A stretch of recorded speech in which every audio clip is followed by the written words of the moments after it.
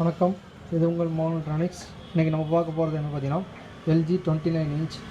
இது பார்த்தீங்கன்னா கஸ்டமரு இதை ஒரு மெக்கானிக் எனக்கு கொடுத்தாரு. என்ன கம்ப்ளைண்ட் பார்த்தீங்கன்னா, படம் ஓடிட்டு இருந்தது, திடீர்னு பார்த்தீங்கன்னா அப்படியே ஆஃப் ஆகிடுச்சு. ஸ்டாண்ட் பை வச்சு ஸ்டாண்ட் பை ரிலீஸ் ஆகலை. 110 வோல்ட்டும் பார்த்தீங்கன்னா நம்மளுக்கு ஆன் பண்ணும்போது 120 வோல்ட்டு 125 வோல்ட்டு மேலே வந்துட்டு அப்படியே பார்த்தீங்கன்னா 94 வோல்ட்டில் லோடாகி நிற்கிது அப்படின்னு சொல்லி கொடுத்துருந்தாரு. அவர் பார்த்தீங்கன்னா எஸ்டிஆரும் சேஞ்ச் பண்ணி பார்த்துட்டாரு. எக்ஸ்ட்ரா ஒரு பவர் சப்ளை 5 வயர் எஸ்எம்பிஎஸ் அதுவும் வச்சு ஏதாவது கம்ப்ளைண்ட்டாக இருக்குமான்னு சொல்லி அதுவும் செக் பண்ணி பார்த்துட்டாரு. பட் ஆனால் சேம் ப்ராப்ளம் அப்படியே இருந்தது. என்கிட்ட சஜஷன் கேட்டிருந்தாரு. நான் பார்த்தீங்கன்னா அவுட்புட் லைனை ரிமூவ் பண்ணிவிட்டு செக் பண்ணி பாருங்கள் அப்படின்னு. அவுட்புட் லைனை ரிமூவ் பண்ணியும் சேம் அதே ப்ராப்ளம் தான் இருந்தது. பவர் சப்ளை செக்ஷனும் நல்லாயிருக்கு, எல்ஓடி செக்ஷனும் நல்லா இருக்குது.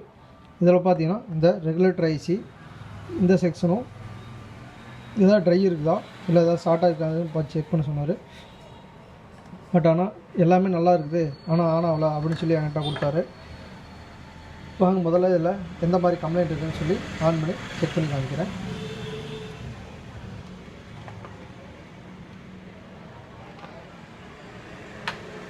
பார்த்தீங்கன்னா ஃபஸ்ட்டு ஸ்டாண்ட் பை ரிலீஸ் பண்ணியாச்சு.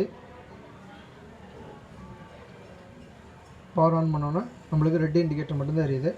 இப்போ மறுபடியும் ஆஃப் பண்ணி ஆன் பண்ணி காமிக்கிறேன்.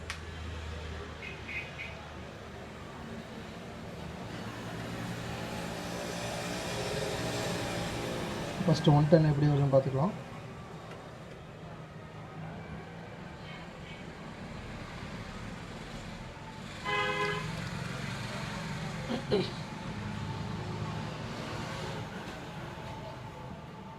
இப்போ ஸ்டாண்ட் பை பவர் ஆன் பண்ணுறேன்.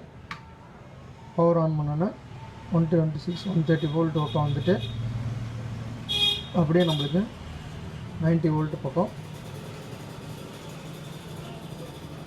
94 95 90 வோல்ட்டு 110 வோல்ட்டு நிற்கல, அப்படியே ட்ராப் ஆகிடுச்சு.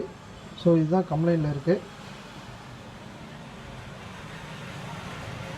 வாங்க என்ன இப்போ 110க்கு ஒரு பல்பு லோடு கொடுத்து அது எவ்வளோ வோல்ட்டு நிற்குதுன்னு பார்க்கலாம்.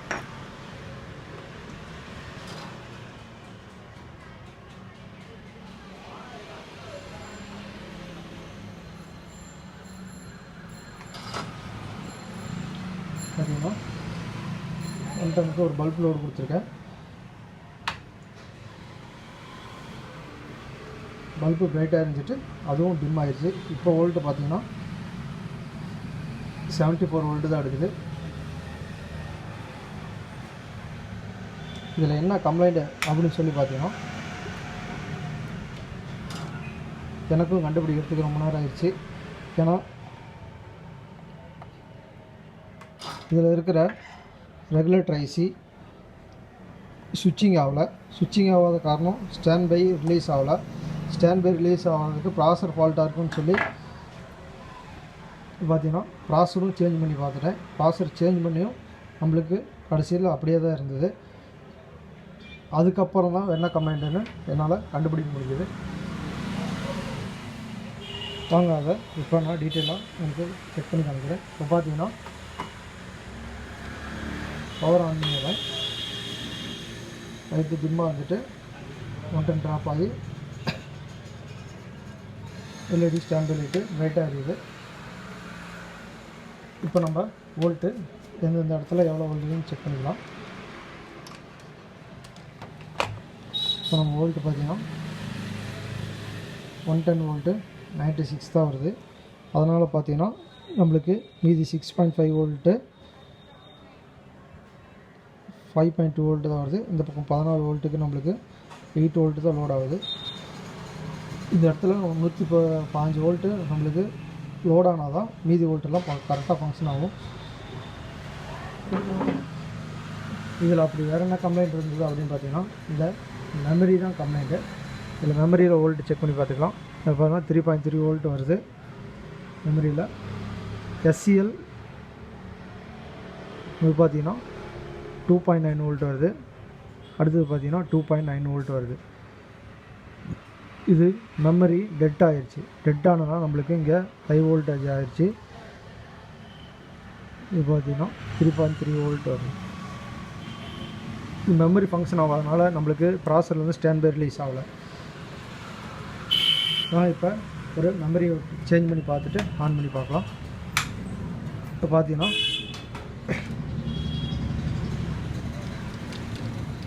110 வோல்ட்டு ஃபுல்லாக ட்ராப் பண்ணிக்கலாம். 110 வோல்ட் ஸ்டோரேஜ் ஆகும்போது நம்மளுக்கு மெமரி மாற்றக்கூடாது. பார்த்தீங்கன்னா மெமரிக்கு நான் ஒரு பேஸ் போட்டு தான் போட்டு வச்சுருக்கேன்.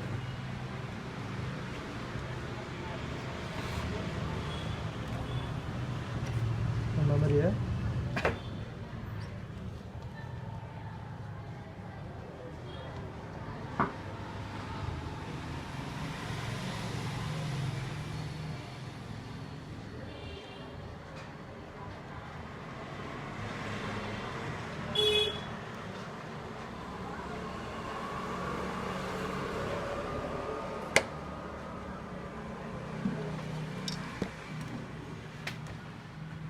இப்போ பார்த்தீங்கன்னா மெமரியை வேறு ஒரு மெமரி சேஞ்ச் பண்ணிட்டேன். இப்போ ஆன் பண்ணி வோல்ட்டு எவ்வளோ வருதுன்னு செக் பண்ணிக்கலாம்.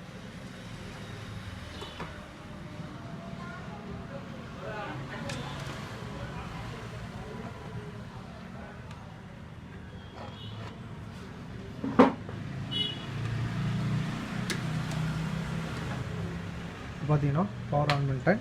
இப்போ 110 வோல்ட்டு 130 வந்து 114 வோல்ட்டு லோட் ஆயிடுச்சு. மீதி வோல்ட்டெல்லாம் கரெக்டாக செக் பண்ணிக்கலாம். 6.6 வோல்ட்டு அதுவும் கரெக்டாக இருக்குது. அடுத்து பார்த்தீங்கன்னா 14 வோல்ட்டுக்கு லோடு இருக்கும்போது உங்களுக்கு 13.5 வோல்ட்டு தான் வரும். அதுவும் கரெக்டாக இருக்குது. இப்போ பார்த்தீங்கன்னா நான் முன்ன இங்கே மெமரியில் வோல்ட்டு செக் பண்ணும்போது 3.3 வோல்ட் கரெக்டாக இருந்தது. அடுத்து பார்த்தீங்கன்னா SCL STA இந்த வோல்ட்டு பார்த்தீங்கன்னா 2.9 இருந்துச்சு. ஆனால் இங்கே லோடு எடுக்க வேண்டியது பார்த்தீங்கன்னா 1.9 தான் வரணும். அது கரெக்டாக இருக்குது. இங்கே பார்த்தீங்கன்னாலும் 1.9 2 வோல்ட்டுக்குள்ளே தான் வரணும். அதுவும் கரெக்டாக இருக்குது. முன்ன பார்த்தீங்கன்னா 2.9 வோல்ட் வந்ததுனால நம்மளுக்கு மெமரி வேலை செய்யலை. மெமரி போனதுனால நம்மளுக்கு 2.9 வோல்ட் லோட் ஆகிடுச்சு. ஸோ இப்போ மெமரி ஆன் பண்ணோன்னா மாற்றினோன்னா நம்மளுக்கு டிவி ரெடி ஆகிடுச்சு. பார்த்தீங்கன்னா